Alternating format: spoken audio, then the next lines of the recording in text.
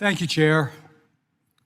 You know, instead of implementing the mandates guaranteed in the Infrastructure Investment and Jobs Act, the Federal Motor Carrier Safety Administration is moving forward with a proposed speed limit mandate. This rule would potentially limit trucks over 26,000 pounds, and I don't have to tell you all, you know this already, to a single top speed of 60 miles an hour through the use of an electronic engine control unit, which is called ECU, that will be capable of governing a truck's speed regardless of the speed limit. On top of this, the Biden administration has been fast-tracking their woke climate change agenda, which is leaving the American people and the transportation industry dangerously vulnerable. It's going to create a lot of problems in the future. In the next 10 years, the administration's goal is to force more than half of the people into electric vehicles, but our power grid can't take it. It's unreasonable. It doesn't make sense. It's not an all-of-the-above approach. And it's not ready for this rushed implementation, which is purely for the sake of politics. And I've always believed that good politics is good government. Well, this is bad government, and it's bad politics. Our grid was never designed to support a fully electric economy, and the push far outpaces the demand for electrification. A recent study commissioned by the Clean Freight Coalition stated that the price to build out the supporting charging infrastructure to fully electrify the trucking industry, everybody ready for this, would cost $1 trillion. Not $1 billion, $1 trillion. A large burden of that cost being borne by who? Trucking fleets. And again, of course, if the trucking fleets are absorbing it, who is really ultimately going to be placed in the chopping block here? The American consumer. They're going to pay the price. And I'm telling you, Americans, American citizens, American consumers are getting tired of it. They're tired of politicians coming up with crazy plans to fulfill their political agenda that accomplish nothing and, worse yet, actually hurt. At the end of the day, both groups are going to pay more, and all the money that goes to this faceless entity that does nothing to help the American consumer or the trucker. And I would maintain the trucker and the American consumer are in this together, and they're in lockstep, because if the trucker gets hurt, the consumer gets hurt. Mr. Pugh, the trucking industry moves 72% of the nation's freight with slim margins, again, as you know better than I do. What will be the impact to the trucking industry and, most importantly, the consumer if you're forced to electrify on the current timelines and the current proposals?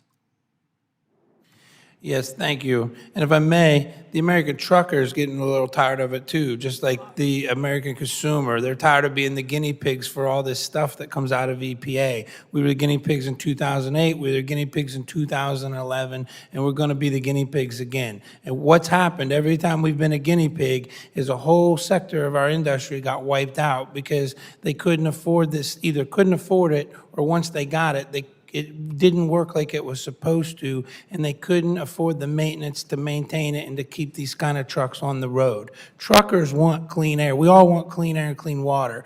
But let's let the free market figure this out. Free market always does better than government heavy-handedness. Absolutely, you're absolutely right. And I just want you to know that I believe the majority on this committee supports the truckers, supports the hard work that you do. I mean, Americans support it, because guess what? If you're not there moving goods across this great country of ours, the American people are the ones that are going to suffer, and they know how hard you work. It's a hard job. It's not easy, and we appreciate it. There's also been legislation introduced to Congress that would increase the minimum required liability insurance level for motor carriers by more than 500%. Not 5%, not 50%, 500%. From the current levels of $750,000 to $5 million. This is obviously a tremendous increase that I suspect would have a major impact on trucking companies, especially the smaller ones. This is a country of small businesses, but we keep, when I say we, I don't mean all of us in Congress, but there are some folks that keep forgetting about the basis of this country, which is hard-working men and women who are small businesses. So for once, we don't, again, do something to help the small businessmen, but maybe the one time we will. Can you explain, Mr. Pugh, how the current system is working and what the effects of these proposed changes would have? Yeah, I mean, the current system is working pretty well. There's been plenty of studies come right out of Washington that over 99.4% of all accidents are covered with what the 750,000 it is today. That's 750,000 just for history. That was just sort of pulled out of the air. It wasn't like they did a study or anything to come up with it, and it continues to work and it's covering. I don't think there's too many laws or regulations here that come out of Washington, D.C. that cover 99.4% of all things. And the other 0.6, they said there's no amount of money that could cover it. If you raise these minimums 500%, this is nothing but a sellout to all the trial lawyers who've got the billboards all up and down the highways saying, sue trucker, sue trucker, sue trucker. Can't go anywhere without seeing these billboards, sue. You're in a truck accident, sue. We forget that over 80% of these accidents are caused by the car, and the cars never carry enough insurance to cover the loss of the trucker. Nobody wants to talk about that. It's all you see on TV, and I'm going to wrap up with this. American people are tired of it. Of course, the truckers are tired of it. And you know what? I don't mean to be crude here, but we're tired of the hard-working average American in whatever job consistently being screwed by politicians. Thank you for your work. I yield back.